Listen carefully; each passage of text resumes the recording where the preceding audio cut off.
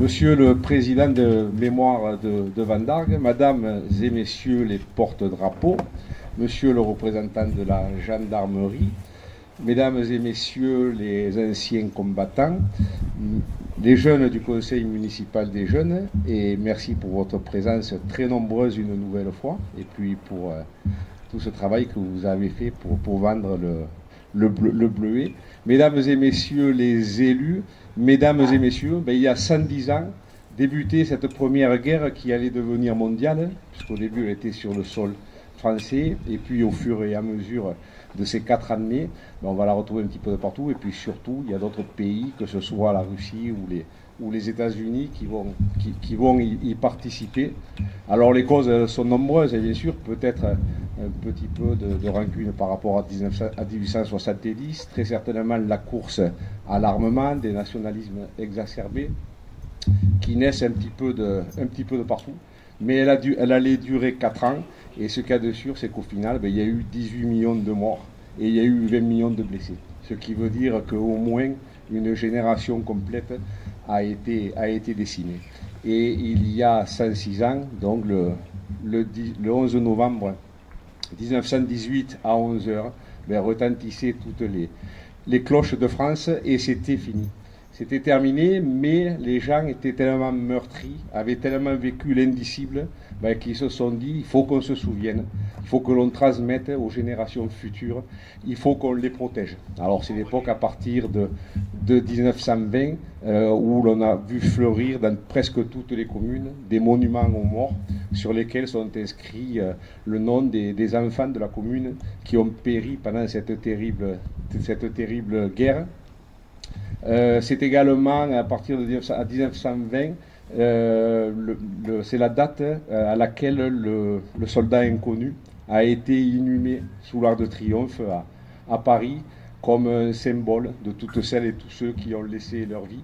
Et il a été installé au cœur de l'Arc de Triomphe pour qu'il ne puisse plus y avoir de défilé militaire qui passe sous cet Arc de Triomphe. Là aussi, tout un symbole. Mais on s'est dit que ce n'était pas suffisant, et on voulait encore plus attirer l'attention des gens, des hommes et des femmes, des enfants qui allaient passer. Et c'est là qu'est née cette idée d'une flamme du souvenir. Et le symbole, c'est que sous l'Arc de Triomphe, la flamme, elle sort d'un canon, oui, d'un canon qui est au cœur d'un bouclier, et un bouclier qui est formé par une multitude d'épées.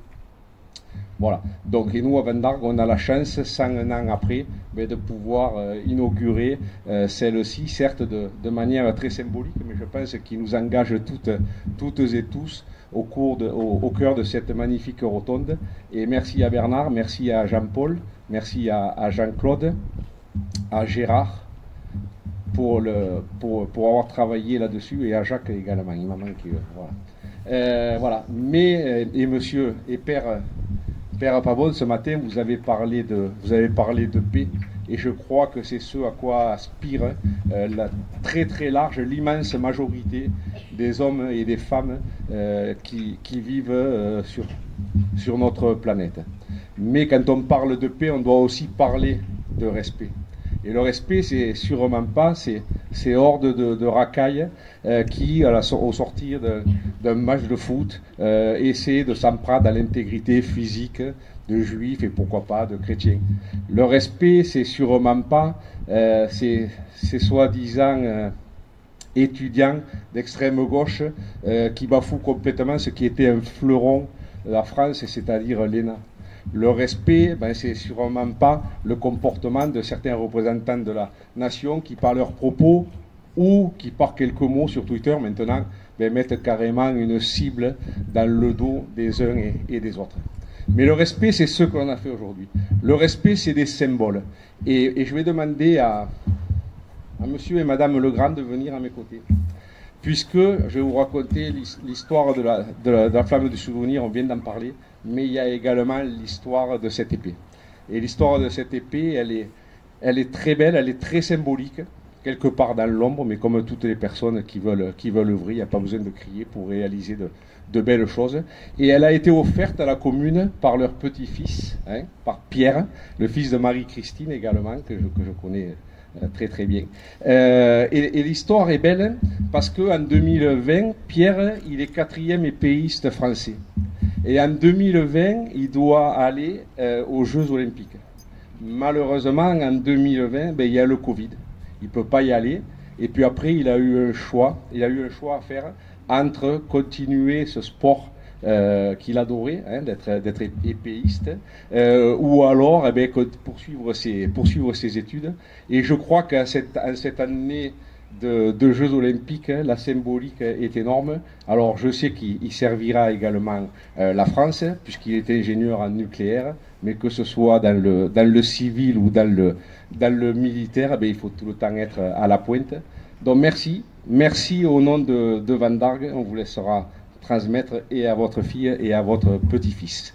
Vive Van Dargue, vive la République et vive la France.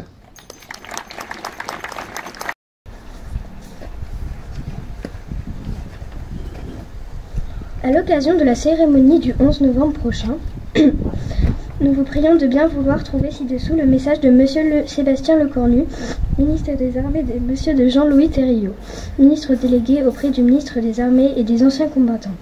C'était il y a 106 ans, en 1918, à la 11e heure du 11e jour et du 11e mois de la boue des Flandres à la frontière suisse. C'est les clairons égrènent les notes du cessez-le-feu. Aux fiertés de la victoire se mêle le cortège sombre des péris en terre, accompagné de ceux qui pleurent. Ce sont ces sacrifices que nous commémorons aujourd'hui, auxquels nous sont agrégés depuis 2012 celui de tous les morts pour la France. Honorer leur mémoire, c'est écouter ce qu'ils nous disent encore aujourd'hui. Ils nous laissent encore un devoir de gratitude et de lucidité et d'espérance.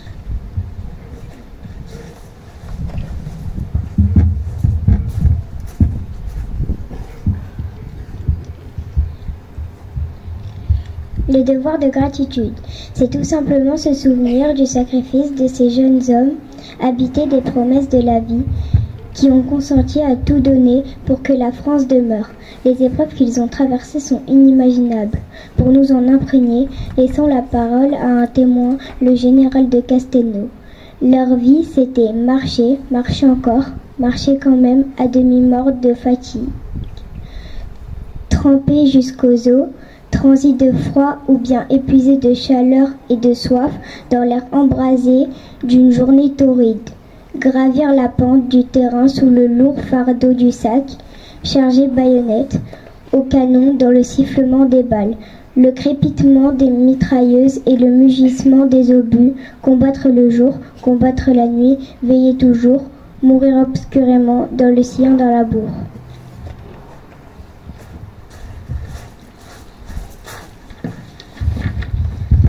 Le devoir de l'utilité, c'est de ne pas oublier que 21 ans après que les canons se fussent tus, il a fallu reprendre les armes en 1939. La conjonction de la lâcheté et de l'aveugler ont transformé la déesse en armistice de 20 ans. Pour reprendre les mots du maréchal Foch, à l'heure où la tragédie de la guerre a fait son grand retour en Europe, à l'heure où certaines puissances remettent en cause tous les fondements de l'ordre et du droit international, ceux de 14, ceux de toutes les guerres, nous murmurent de continuer à défendre la paix. Le devoir d'espérance, c'est de ne jamais douter les ressources de la France pour venir à bout des défis qui se présentent à elle. La guerre change de visage, mais de génération en génération, les soldats de France demeurent animés de la même volonté de défendre l'honneur et la patrie.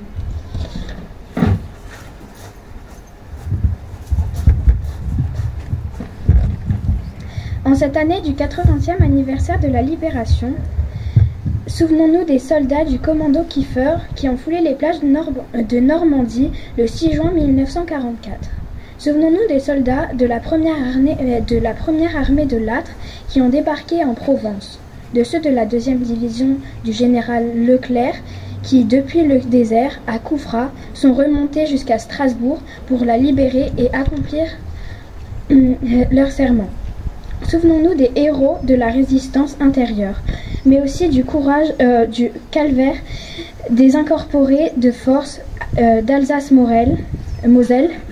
Souvenons-nous du courage des parachutistes de Dien Bien Phu, de ceux des soldats qui se battent en opération extérieure et notamment ceux du Liban qui y défendent la paix depuis 1978. Comment ne pas voir que ces combattants ressemblent comme des frères aux poilus de 1914 ?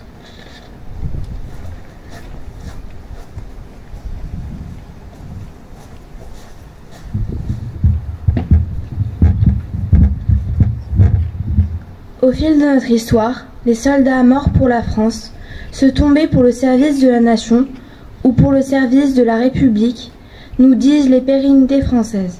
Toujours, nos armées sont là pour accomplir la mission. C'est pourquoi, réunis au pied du monument aux morts, élus, anciens combattants de toutes les générations du feu, enfants des écoles, nous ne sommes pas seulement la garde des morts, nous sommes d'abord les sentinelles des vivants. Vive Vendargue, vive la République et vive la France! Bravo.